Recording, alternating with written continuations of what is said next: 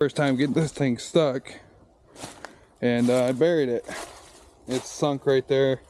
So what I'm gonna do, I think what I'm gonna do is just take the bucket, put it right there, lift the side of the excavator up, put some trees, find some logs to cut to put underneath the tracks, and then I should be able to just back it right out.